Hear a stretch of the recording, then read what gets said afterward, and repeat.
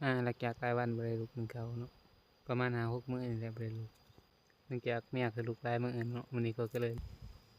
ลยลุกเนาะบ่ลุกก็บ่ได้เนาะจักหน่อยเพิ่นสิจมใส่เนาะ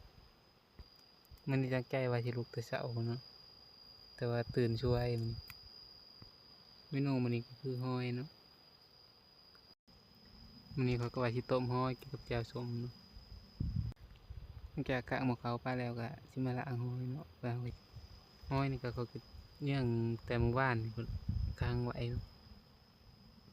เพราะว่าถ้าเราบ่ค้างขี้ต้มมันก็ลายนะมันกินขี้ต้มเวลาเอาไปต้มมันสิกินบ่แซ่บอิหยังแบบนี้นะหลังจากต้มหอยแล้วข้อยก็สิมาตำแจ่วเนาะแจ่วนี่ก็สิเป็นบักพริกหาวเนาะเพราะว่าบักพริกดิบมันบ่มีนะบักพริกนี่ก็บักพริกแต่ปีกายพุ่นแหละเนาะปีนี้บ่ทรงสิมีบักพริกกินเพราะว่าบ่ทันปลูกแต่ฝนบ่ทันตกนะแจ่วนี่ก็บ่ได้ใส่หยังหลายเนาะใส่เกลือเป็นนัวแล้วก็ใส่ผักเทียมแหน่เนาะหน่อยหนึงเพื่อความหอมหลังจากใส่เกลือเป็นนัวแล้วข้อยก็จะเอามาตำนั่นแหละแจ่วนี่ก็ข้อยบ่มีมะนาวเนาะข้อยก็สิใส่มะขามเอามะขามนี่ข้อยก็สิแช่น้ำไว้ก่อนนะเพื่อให้มันเปื่อยหลังจากมื้อนี้ข้อยบ่มีมะนาวเนาะข้อยก็สิใช้มะขามแทนมะนาวตำไปเราก็ใส่น้ำเนาะเพื่อให้มันเข้ากันนะ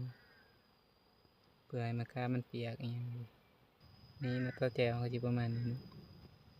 พอดีเราตำแจ่วแล้วก็พอดีหอยชุบเนาะสำหรับใครที่มาเบิ่งฮอดจุดนี้ก็ฝากกดไลค์กดติดตามให้เด้อเพื่อเป็นกำลังใจให้ข้อยนะ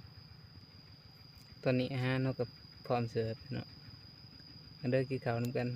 ต้มหอยหน่อไม้เนาะ